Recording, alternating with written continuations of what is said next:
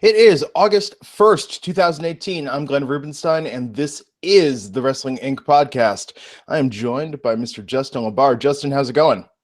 Good. Welcome back. How was Philadelphia? Oh, it's hot as hell, man. How do you deal with that East Coast sweltering heat and the humidity? Humidity at all times. Yeah, it's something else, man. So it's August 1st. We're going to talk about SmackDown for July 31st last night. Of course, it's been 36 hours since we learned the perhaps life-changing news that Mr. Raj Giri has never seen the movie The Goonies. Really? Yeah, and it's taking its toll on the Wrestling Inc. fan community. Can I make a confession? Absolutely. Neither have I. What the hell? And you call yourselves journalists? I don't call myself a journalist. A commentator, an authority on life, something. How have you never seen The Goonies? How old are you, Justin? I'll be 31 later this year. Oh, okay, you're young. Raj is my age. Same age as Matt Morgan. Matt, Raj, and I are all the same age. Really? Yes. 31. How'd you get dealt that hand? Like, because I would have guessed, like, I know I don't have no hair, but still. Yeah, you look very mature, as it were. You just call me old. You said I look old. Well, you're 31. For you, that's, I guess, like someone saying, like, oh, I've never seen The Mighty Ducks or The Sandlot. That's true. I that makes sense to me. 30 and a half right now. But yes, you grow up with The Sandlot. You grow up with The Mighty Ducks. Yeah, see, it's different. The Goonies was a cultural touchstone for my generation. Like, I'm aware of The Goonies. I just never sat down and just watched it. It's just one of those things. That's very interesting. It's a good movie. I'm not saying it's the best film of all time, but it's a hard film to not enjoy. Okay. Well, maybe I'll take it under advisement next time. Yes. I'm really searching for something to watch. WrestleMania, Wrestling Inc., Goonies Meetup, 2019. Well, if the people are reacting the way you're saying after the revelation on Monday with Raj, you could probably get some people to show up for a. I was surprised. I was surprised. Matt Morgan is not a passionate man about many things, but Raj, having seen the Goonies, evokes something within him. Well, just don't tell Matt that I'm part of that club. Yeah, you're younger. You get a bit of a pass. So last night, SmackDown Live, man, opened up with that promo. Charlotte and Becky out there in the ring, or pardon me, Carmella and Becky out there in the ring, only to be interrupted later after some Carmella shenanigans. Let's walk this through beat by beat. So Carmella's out there. Carmella gives what seems like a heartfelt promo to Becky Lynch about their match at SummerSlam. And then we get the turn. And then Charlotte comes out and saves the day. Given the outcome last night and Charlotte being added to that match at SummerSlam, it being turned into a triple threat, how do you feel about Becky's trajectory now in light of that? I still feel good because, I've been saying I was expecting this not to be one-on-one. I was expecting it to be. I still don't think that it won't necessarily not be a fatal four-way. They won't find a way to have, Carmella won't start lipping off again to Paige, and they won't put her against Asuka, and then Asuka will beat her. But so I'm not surprised that Charlotte's in it. I thought the opening promo was good. I thought it was nice to see that rather than just the same old Carmella come out and just do trash talking. It was kind of cool that she tried to put on the facade and speak. She dropped her thick accent. She kind of try to be real about it. And I thought within the promo it also actually did remind people, okay, how it put Becky over basically. So I thought that was good. And then of course the turn came at the end with nice little nice swerve there with the James Ellsworth music hitting. So I thought it was a good opening promo. I thought it hit everything it needed to hit, and obviously it set up what would be the main event for the night. Carmella almost had me for a moment last night, similar to how I think Alexa, what was it after Elimination Chamber? Alexa, occasionally you'll kind of like buy into it a little bit, even though it's sort of textbook for her at this point. I thought with Carmella, there was they really had her go down that path last night of being sincere. Yeah, no, I thought it was a really good start, and it was better again than just the same old of Champ comes out and just trash talks. Because we're getting that enough. We're getting that with Samoa Joe. We get that enough. So it's nice when they try to do just something. I don't want to say overly creative, but just something a little bit different. And it was cool to hear that side of Carmella. And again, it does put Becky Lynch over. And Becky, she's been on a roll these last 2 months, 3 months, whatever it's been now. But still, has had some stop and goes with WWE. So it was good to have the champion in Carmella putting over, saying why Becky is worthy. Yeah. And it was nice to see Charlotte back. So I think it could very well end up a fatal four-way, because if not, what in the hell are they doing with Asuka? Little promo from the Usos last night. Words for the Bar in advance of their match in the SummerSlam Tag Team Tournament match. What'd you think of that promo with the Usos? I really like that style and how they shot that with the low camera and backstage. It was very different, very striking, and I thought it was really cool. Yeah, I liked it. They've done that before with the Usos, especially when they're popping words on the screen and then they kind of walk into the light. I like the promo. I think it's creative. WWE's been doing more and more backstage stuff, especially this past week, with obviously the repeat backstage stuff with Brock Lesnar and just doing more than just the typical, okay, here's them walking to the ring, they're coming up next. We're seeing a little bit more backstage stuff, trying to give it a different feel, which I think is always refreshing, as much WWE programming as there is. But yeah, Usos promo, Usos like The Miz, like James Ellsworth, just guys that are reliable if we hand them the microphone. So I catch a couple sort of Rock homages in that Usos promo last night. I don't remember. I remember enjoying it, but I don't remember word for word. Yeah, there was something in there that was kind of like, oh, that was interesting. I think they used some of the similar terminology. But what have you heard about that, about The Rock coming back? Any more news? Well, I mean, I can tell you they wanted him at WrestleMania, and I think that they wanted him at WrestleMania, and he would have done a spot with Elias. So take that for what you want. So I think it's inevitable that we're going to see The Rock obviously pop back up again. Obviously, his schedule is the biggest obstacle. But I don't think it's a coincidence that Elias, not only this past Monday in his song, but also he's done it in media interviews. He's called out The Rock. So those things in WWE usually aren't by accident. Whether or not something truly will pan, whether or not we actually will get a Rock versus Elias at some point. Again, things can always change. I mean, how they teased briefly years ago, if anybody remembers this, Brock Lesnar and The Rock. They had Brock Lesnar walking through the WWE headquarters in Stanford, and he stopped and did a little stare at the Brock versus Rock poster from SummerSlam years ago. So, but it never came to fruition because The Rock then was not allowed to wrestle because insurance and movie studios didn't want him because he got hurt, from his last match with John Cena, I think. So they always tease these things. Whether or not it comes to fruition, I don't know, but I can tell you that it's not by accident. Absolutely. The Usos versus the Bar last night, with the Bar picking up the win, going on in the tournament to face the New Day next week to earn that shot against the Bludgeon Brothers at SummerSlam. How do you feel with the Bar being back after their break once they came over to SmackDown? I like those guys. I think they make I think they're a good fit. Yeah, I mean, sure, everybody wants to see Cesaro have a real big singles push. We've been waiting for a long time. I don't know if that time is come and gone, if this is just what his fate's going to be here on out. But I think that they make a good pair. The two European guys, they have similar interests. They're good friends outside of it. I think they have a nice presentation all together. They're good in the ring. So, I'm fine with it. And quite frankly, I like the Usos, but it's kind of like it's kind of like the same with the New Day. You've seen it over and over. And granted, we've seen the Bar as champions, but I don't know. I feel like Usos are a little bit more redundant. They've been around longer as a team, so. I'm fine. If I had to pick one or the other, I would have picked. I think I did pick the Bar prior to the match starting, and I'm happy to see it. Yeah, I mean, they could definitely use something, given that they came over to SmackDown and then disappeared for a while. Yeah. Speaking of disappearing, what's going on with Sanity? I don't know. Great question. I missed last week, so I have not watched last week's episode. Yeah, I mean, it just seems like I think I talked about it with Raj last week. It goes back to what I said when they first came up and people were mad that Nikki didn't come with them, and I said no, it's a similar situation as when Carmella didn't come with Enzo and Cass. Leave her down there in NXT to get more reps and to get more development, and it's probably going to work out for her better. And sure enough, it has. I mean, Sanity has there's just been no. I like the crazy things they're doing production wise with their entrance, and they're shooting it from different angles that they wouldn't normally do, and they're doing this rapid, camera switching. But once the bell starts, there just doesn't seem to be a lot of commitment from that point on with them. I'm just gonna come up with my own story last week for what happened with Sanity on TV, why we didn't see them this week. Maybe Killian Dane was like, I've got an uncle, he's got a cabin in the Catskills. Guys, we all deserve a vacation. Sanity summer, Catskills, here we come. And are they sitting in the Catskills watching the Goonies? Yes, and the vignettes of Killian Dane just rubbing sunscreen all over that hairy body.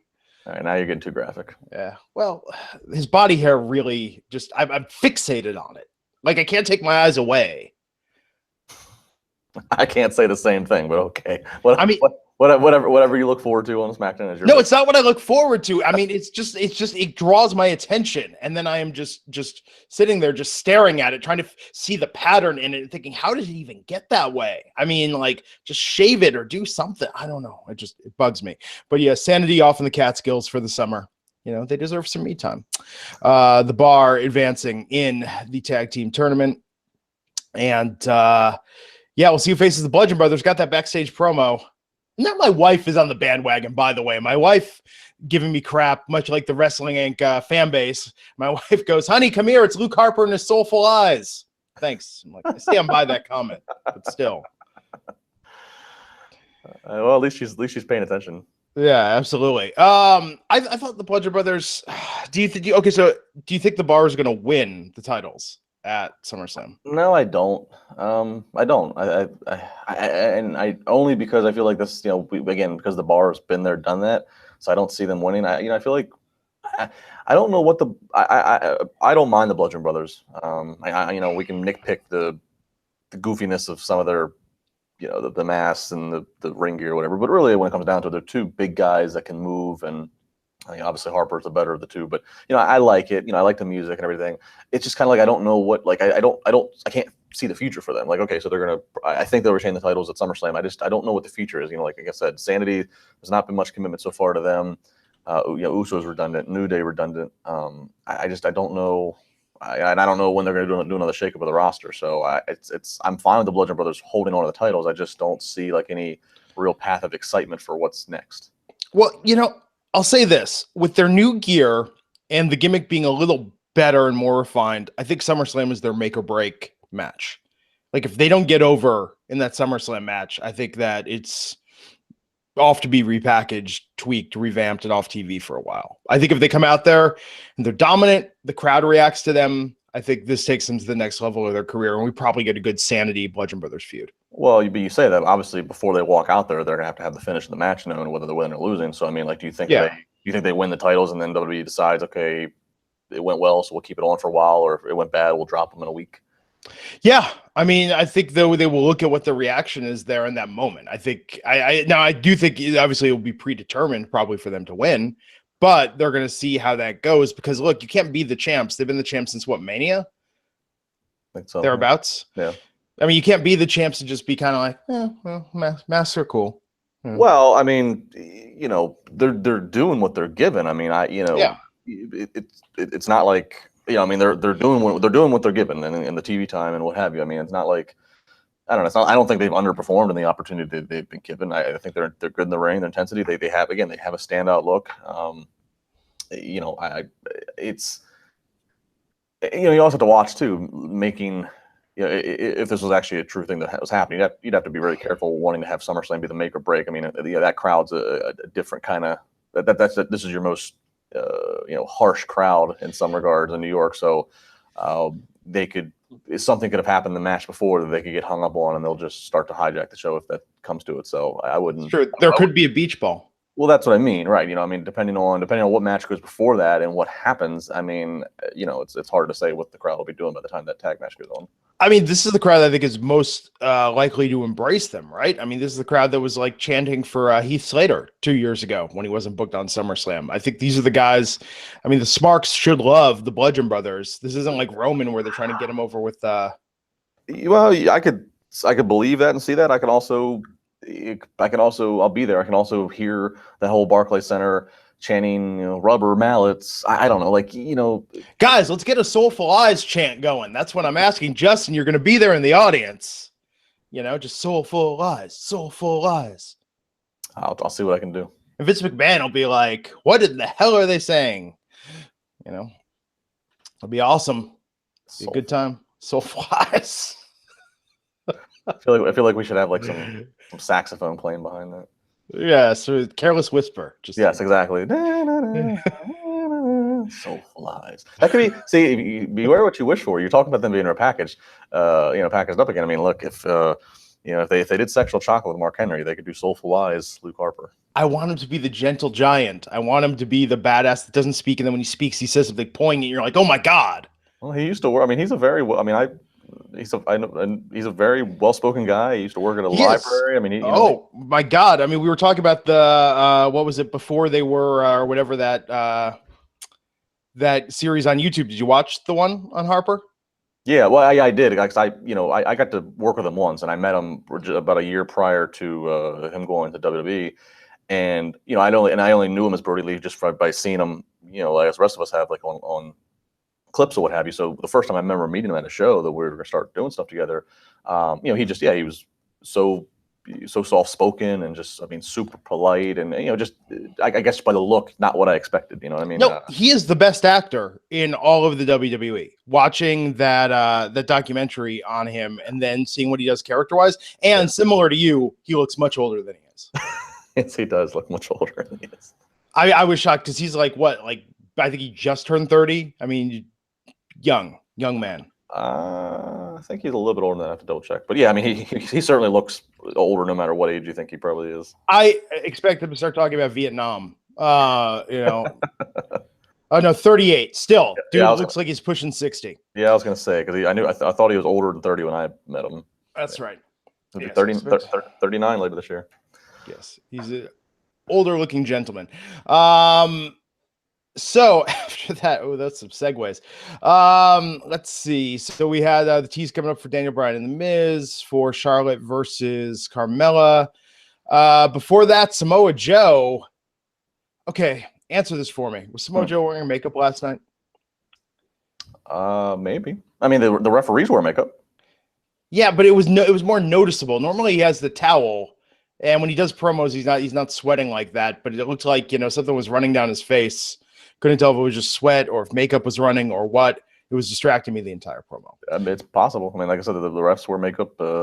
It's possible they put a little, since they're going to get a close up, possibly they put a little bronzer on them. Makes sense. I was also distracted when he talked about AJ Styles looking his daughter in the eye. And I was just there's a lot of things that are throwing you off between Killian Dane's hair and Samoa Joe wearing makeup. You're quite the observationist.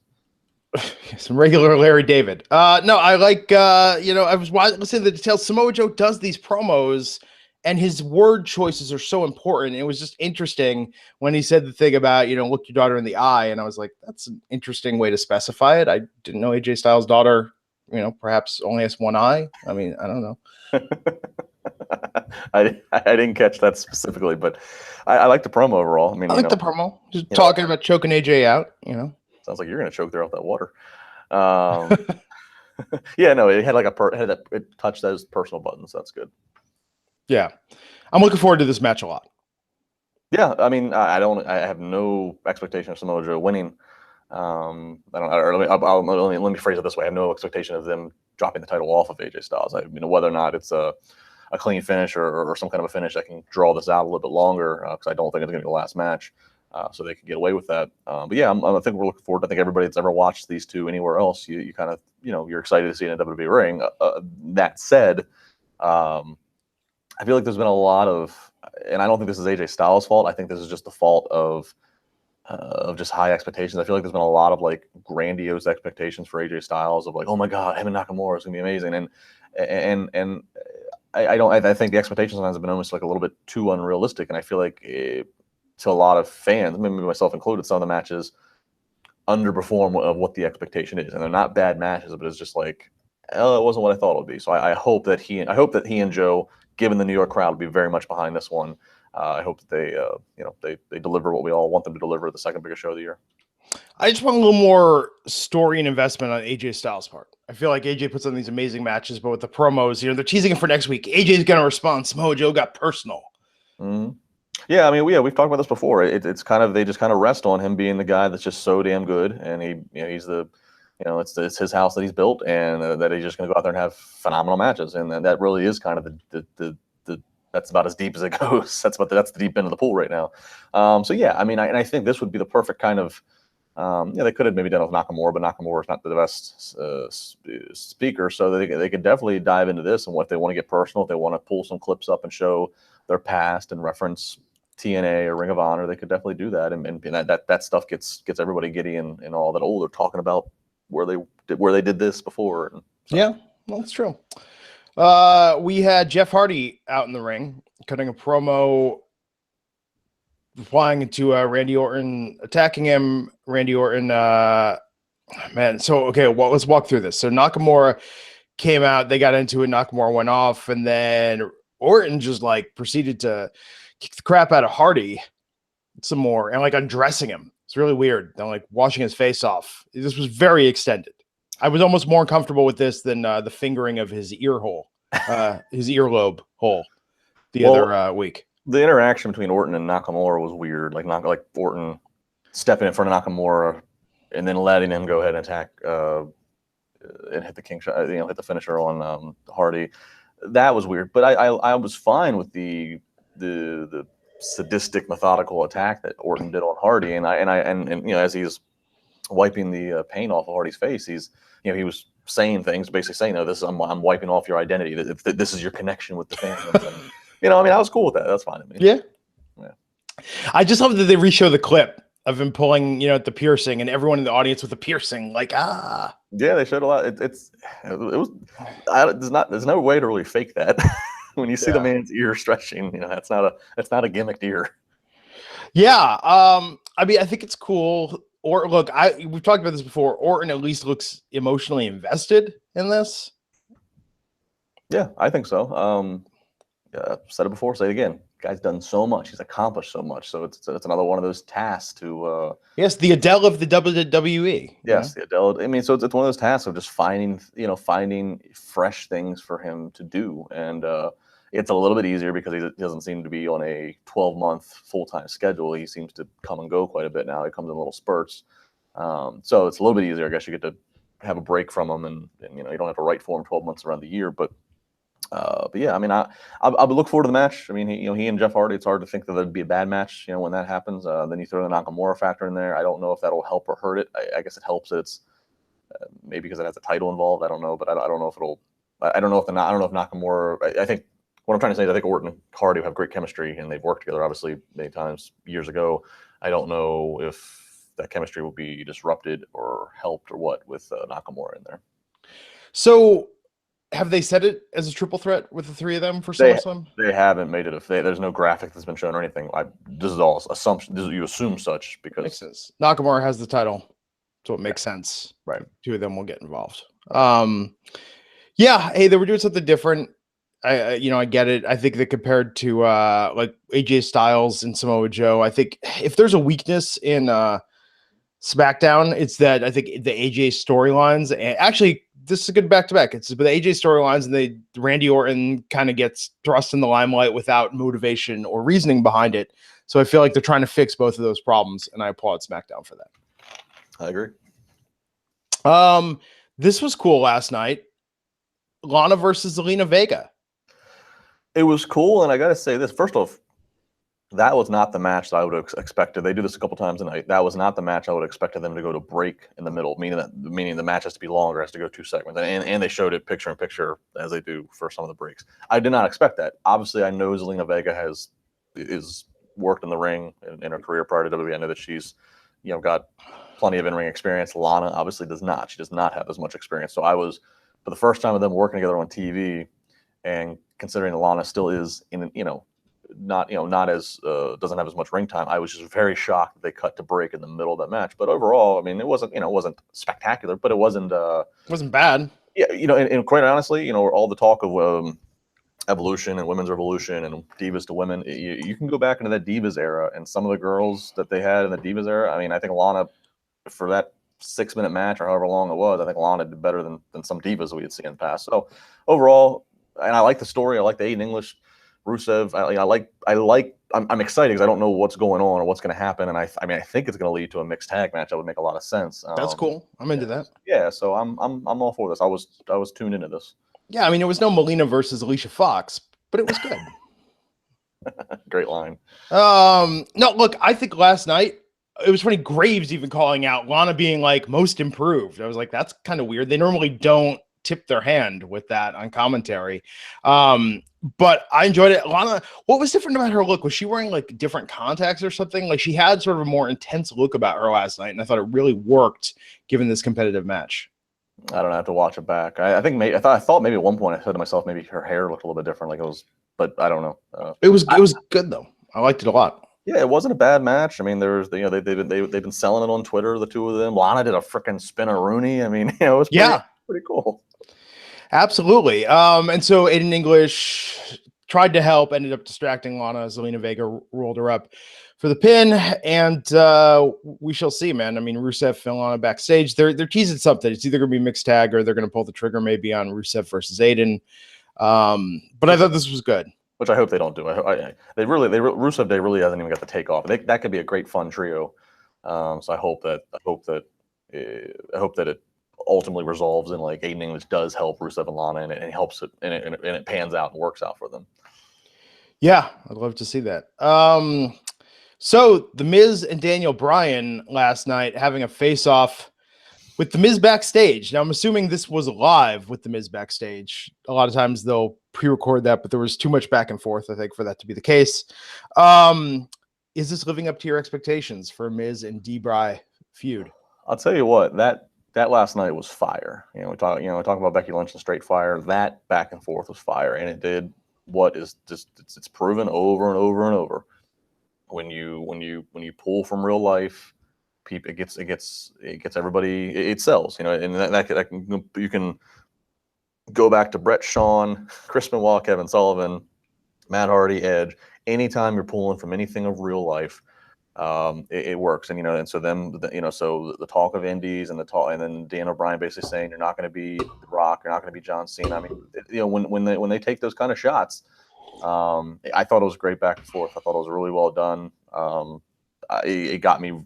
I mean, I was already excited for the inevitable match that was going to come, but it got me even more so. The Miz talking about Dan O'Brien wants you to he made a mention about his contract. All those things pushing onto those internet headlines. I thought it was a really, really entertaining promo. I mean, and the conflict between them feels real. They did it for so long, with talking smack, and of course going back to the NXT show, the competition show days, and they're the exact polar opposite. You have The Miz, who is just the exact opposite background and everything than what Daniel Bryan is, both not only as their backgrounds in the business, but how they are as people. They're just from two different worlds, and that makes for just some great. The conflict is just, you can buy in easily. Yeah, I really like the promo. Love that we're getting this feud. I'm already sad that it's going to be over in 3 weeks potentially. I don't think it's going anywhere. So, but. Yeah. Have you watched Miz and Mrs. yet? I did not watch last night, but I did watch. I told Raj I got sucked in. I did exactly what WWE wanted. I just kept the damn channel on. I got sucked into watching the first. And I keep looking up at it. Next thing I know, I was paying attention to the whole thing. So I watched the first episode. It was actually okay, not bad. I haven't watched it yet. I'm looking forward to catching up on both episodes. It's done pretty well. It's only a half hour, so it's doesn't drag on at all. And the Miz and Maurice were both very entertaining in the plot that they had for the season debut. Excellent. And the way the main event last night, Charlotte Flair versus Carmella. So stakes of this being that Charlotte wins, she gets to go on, and the match at SummerSlam is made a triple threat for the SmackDown Women's title. What did you think of this match last night and Charlotte's return? Good match. I think it's obviously Charlotte always puts on a pretty good match. I think Carmella. I think it's cool to see these kind of matches because as Carmella alluded to, talking about Rio, as she alluded to in her promo before she dropped the facade to open the show, and she talked about how some fans think she sucks and she doesn't belong to be the champion. Yeah, I like that. I like that she was talking about the crap she gets on Twitter. Yeah, and I don't know who. Do you know? She made a mention of a WWE legend that said something. I don't know who the hell she was talking about, but anyways, so seeing her in a ring, nobody will dispute Charlotte's talent, and she's not somebody on the internet who's getting, who's getting the kind of grief that Carmella might get. So, to see Carmella hang with Charlotte, it's a good thing for her to just remind everybody, hey, I'm here, I'm the champ for a reason. Yeah, I think Carmella, what we're gonna see, and what we saw last night was sort of a bookend. I mean, even to see how far Carmella has come in these couple months since her last matches with Charlotte, her confidence is just through the roof. Sure, absolutely, yeah. And I'll be, and obviously they teased with Becky's facial expressions backstage and watching, obviously, things aren't going to be buddy between Charlotte and Becky for too long here. I mean, do you think they're going to turn Becky heel? Oh, I would not. If they turned her heel, that'd be a huge mistake, I think. Yeah. We shall see. So all in all, good SmackDown last night. Yeah, good SmackDown. SummerSlam still doesn't feel like this mega show. Yeah, it doesn't have that big show feel that it normally does. But SmackDown, I think everything we've just covered. At least there's a lot of continuity and a lot of you know, we know the agenda for each of the stories, which is good. You know, it doesn't seem like it's you know, other than the tag situation, it seems pretty focused and committed. You know, it's not just the shorter show. It's something about the bright lighting and the blue sets, I think, that makes SmackDown just feel like a breeze to go through. Well, I have my degree in television and broadcasting, so I can tell you that blue is known to be one of the best looks on camera. So. Yeah, something about the red and the black on Raw, it feels, you know, it's different. It's not as upbeat. So now we're going to go by color alignment. That's how we're taking our sides. I'm just trying to figure it out psychologically. How did you feel about Velocity when they used green? Oh, I do like green. Green's the color of money, color of the environment. You know, it's positive. I have positive associations with green. I mean, it's not like that purple on 205 Live. Yeah, the purple doesn't sit well with me either. Yeah, I don't know. It's just compared to Raw this week again. Like every week, SmackDown is over before I realize it. Mm-hmm. You know, it's just a pleasant watch. So what else we got going on this week? Nikki Bella, new statement on her relationship with John Cena. Why is this news? Are they done for good? Are they done for good, Justin?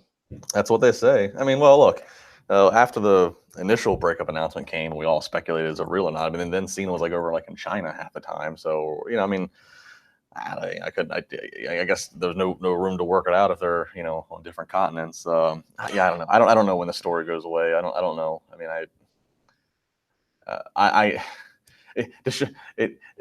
for my Wrestling Reality podcast that'll come out this evening, I put on Twitter a poll. I've been going back into the archives of old interviews I have, and this week the poll was which archive clip do you want to hear, and I tried to pick two people that were relevant. So I said I can either play the clip of me interviewing Nikki Bella several years ago when she talks about John Cena asking her out and she talks about her new boobs, or I can play a clip of me interviewing Dan O'Brien and him talking about getting hired by WWE and working with Kane and blah blah blah blah blah. And it won out with 59 to whatever % Dan O'Brien. People are just sick of Nikki Bella and John Cena. They just don't want to hear it. You know what's did you watch Roast Battle this week with Dolph Ziggler? No, I watched the roast of Bruce Willis. It was okay. I liked it. I mean, but compared to the Larry the Cable Guy roast, you know, or some of the great roast Comedy Central has had, I thought it was kind of tame. The Charlie Sheen roast? Charlie Sheen roast was pretty darn mean. Joan Rivers one was really mean. I think the Larry the Cable Guy, for terms of mean and unexpected comedy, that is my high bar for. I never saw that one. I'll have to go find it. It's got Gary Busey. With anything with Gary Busey, there's going to be a bar set. Marsha Brady was there. Maureen McCormick. She did the thing. Yeah, the Larry the Cable Guy one is probably the single best roast the Comedy Central has ever done. I thought the Bruce Willis one was okay, and after that, Dolph Ziggler was on the season premiere Roast Battle. He's been doing stand-up comedy. I've never seen his stand-up comedy before, but I'm actually surprised he got permission for this because, I mean, he was completely uncensored. It's a very, X-rated style of comedy they do, and his timing was good. I'll give him that. I would hope so. For as much as he's been committed, for as much as he's been invested in doing it, I'd hope that he's, doesn't go out there and fall flat on his face. So, I've never seen a stand-up comedy either, but I mean, he talks about it a lot on Twitter. He does. I mean, so I don't know if I kind of get the feeling, and this is just looking from the outside, and I kind of get the feeling like he's over being a WWE superstar. Like when I say over, meaning not over as in he's tired. He's kind of moved past wanting to be a WWE superstar. He still does it because he knows that's what pays the most, and that's what keeps. If he's not a WWE superstar, Fox News doesn't care to have him and talk politics. If he's not a WWE superstar, he's just another comedian on an open mic night. But I kind of feel like he uses it. He does WWE still because he has to for those reasons. But he's kind of he'd rather be successful at these other things. That's what I kind of feel like. Yeah. If not for his current run with Drew McIntyre, I mean, I would say he's got a foot out the door. But it's interesting timing that now when he's the most relevant he has been in a while, that now he's doing this other stuff. Not the Comedy Central roast battle is super prominent, but yeah, it was a little sort of that's weird timing.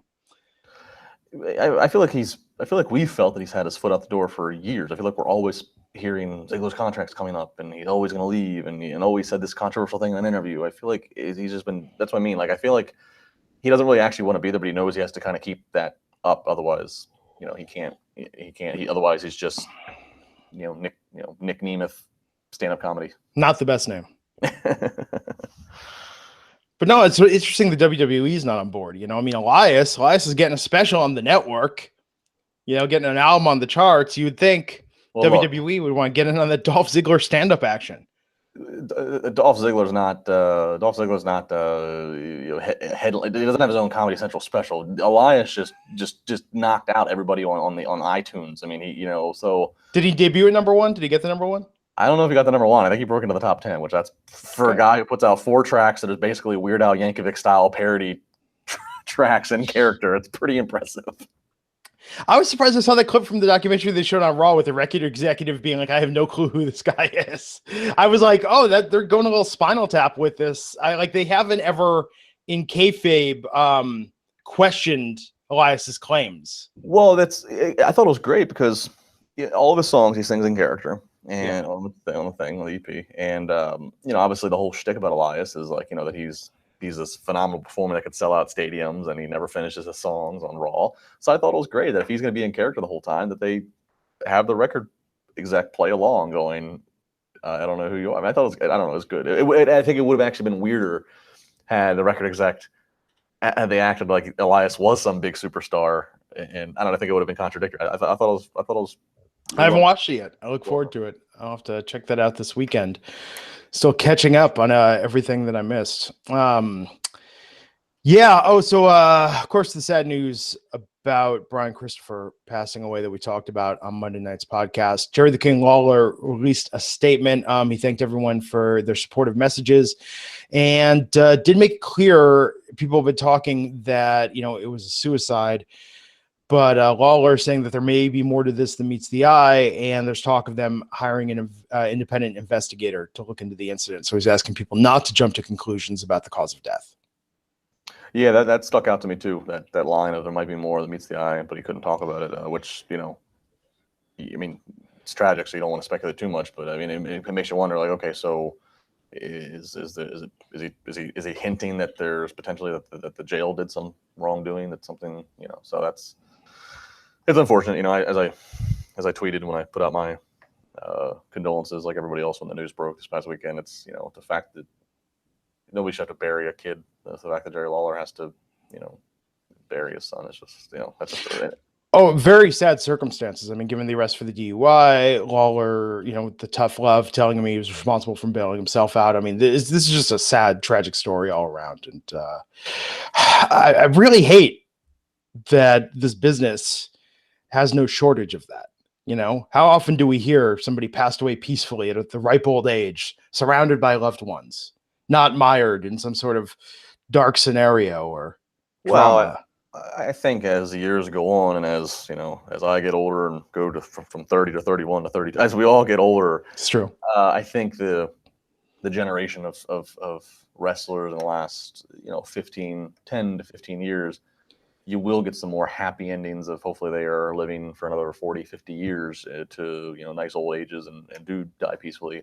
I think, you know, Brian Lawler, he still comes from that pre-millennium era of wrestling when there wasn't as many regulations and you know, some, you know, drugs and things like that could be easily found, you know, backstage or on the road, and it was just more part of the culture. So I think WWE's done you know, obviously, you know, they've been doing what they can do to take care of guys now, everything from the regulations they have to rehab to paying for rehabs and stuff like that. So I think hopefully as the decades go on, you know, we won't be hearing about, you know, the guys that we're watching right now on Mondays and Tuesdays, we won't be hearing about sad stories of them because they are in better lifestyles and they learned from the shortcomings of those before them.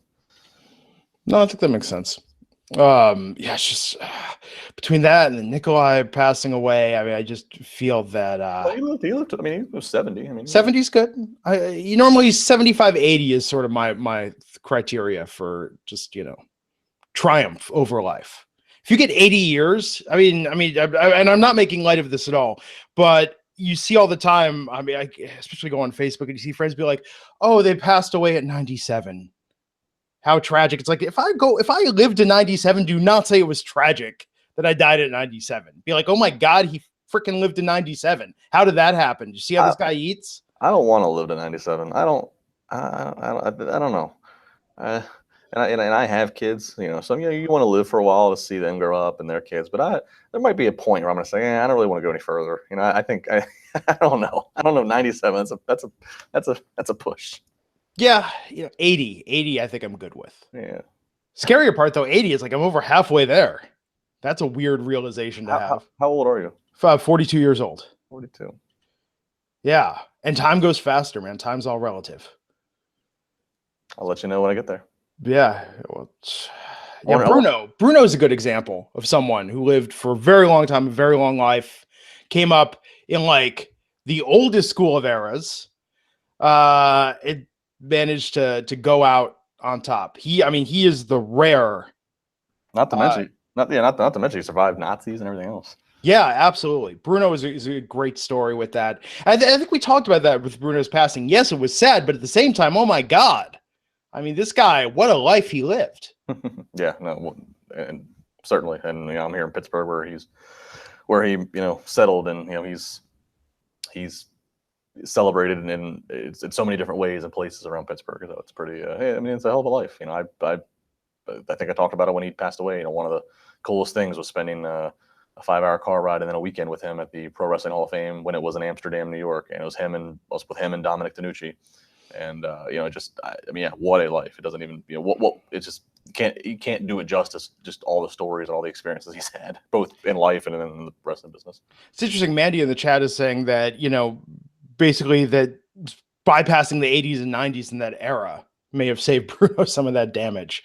Oh, I think absolutely. Yeah, the fact that he was pretty much done by the mid 80s.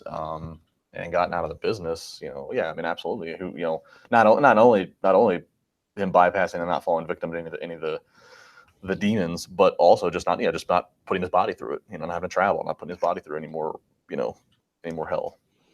Yeah, well, it's a good point. So we're trying to end the show on an upbeat note, people. I mean, it is very sad about Brian Christopher, about Nikolai. Yeah, this business, I feel like, every other week someone passes away, and I think it is a good reminder that everything does not end in tragedy. So all in all, SmackDown this week, solid show. Looking forward to SummerSlam. Oh man. And then looking forward to Evolution. When did tickets go on sale for Evolution for the all women's pay-per-view? August 24th. Okay. I might go. I'm going to see if I can get good seats. If I can get good seats, the wife and I are going to go. You're going to go all the way from California to Long Island. They have airplanes now. Do they? They go from San Francisco to Long Island?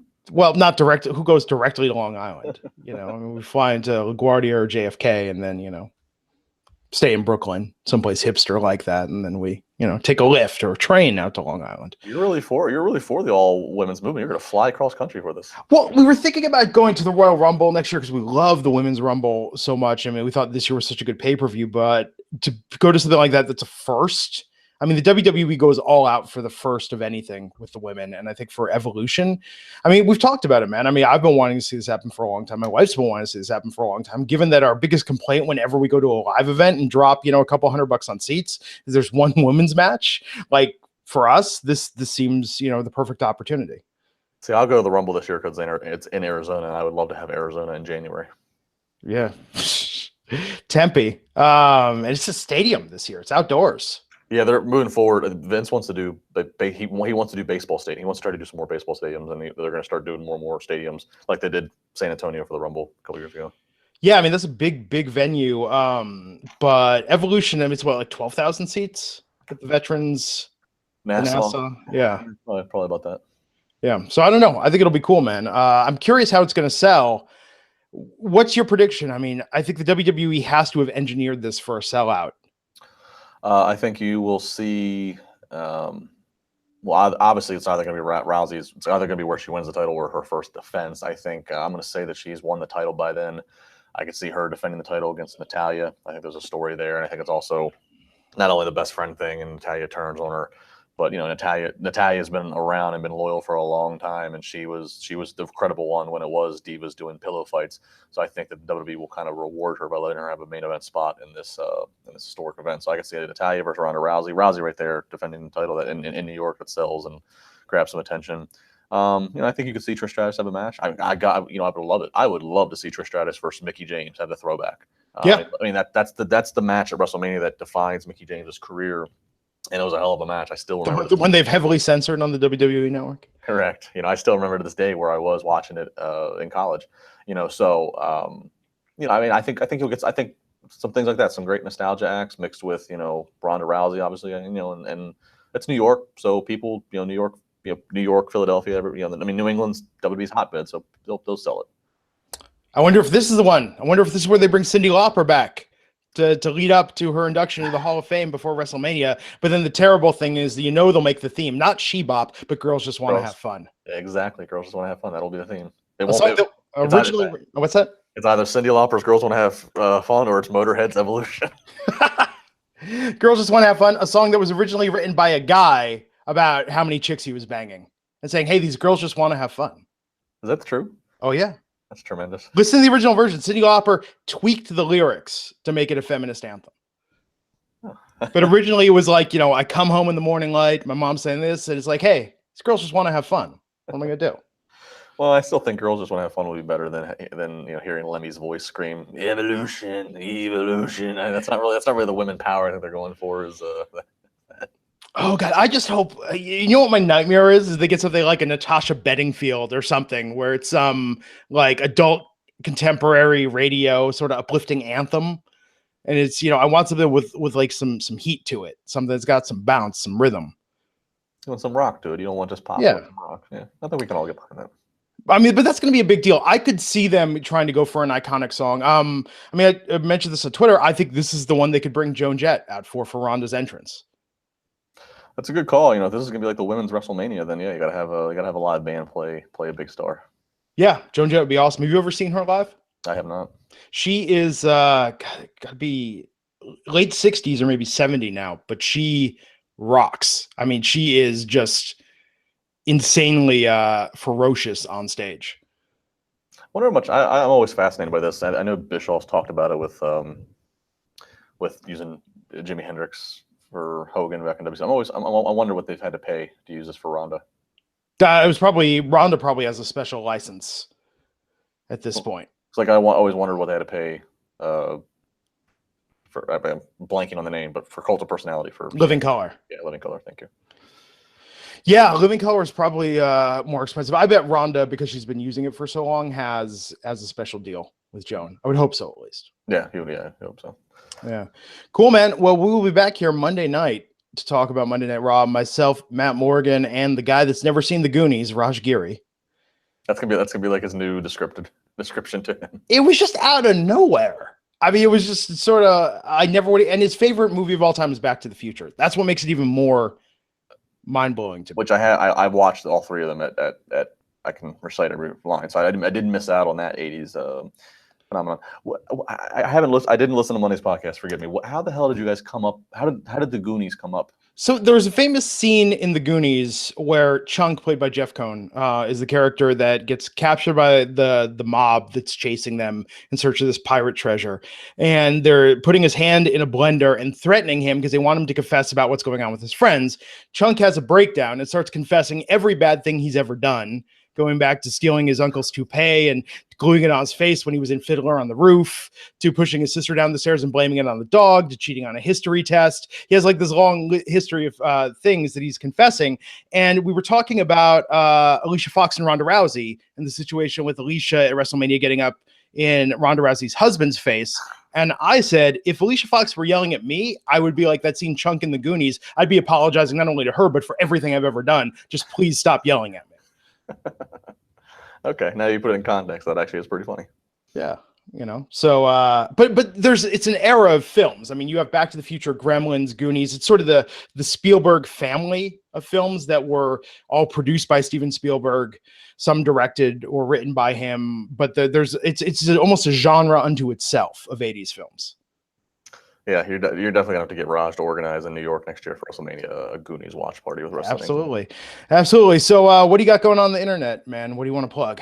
At Justin LaBar, it's the home for everything. My Wrestling Reality podcast will be out this evening, and in which I'll, besides talking about some of these topics and other topics that we didn't get to, I'll also, like as I go into the archive and play some Daniel Bryan. It's actually the interview that day that I interviewed Daniel Bryan. I got a call later that night from Connor's mother, who would go on to be. Oh wow. And that was my first knowing of Connor. Her saying, "My son really wants to meet this guy, Dana Bryan," and then myself and many others here in Pittsburgh started making phone calls at WWE. So it's a pretty cool interview. So I'll play that. I'll have the link of that on my Twitter at Justin LaBar, and of course, Chairshot Reality video clips on Wrestling Inc. YouTube this weekend. Go subscribe and binge watch the playlist of videos. Awesome. I'm Glenn Rubenstein. You can find me on Twitter at Glenn Rubenstein. If you want to read more of my shaming of Raj Giri for never seeing the Goonies, give me a follow, because I've just begun until he watches that film. I will be back here Monday night with Matt and Raj. Justin and I will be back here next Wednesday. And until next time, folks, take care, and we'll see you back here on the Wrestling Inc. podcast.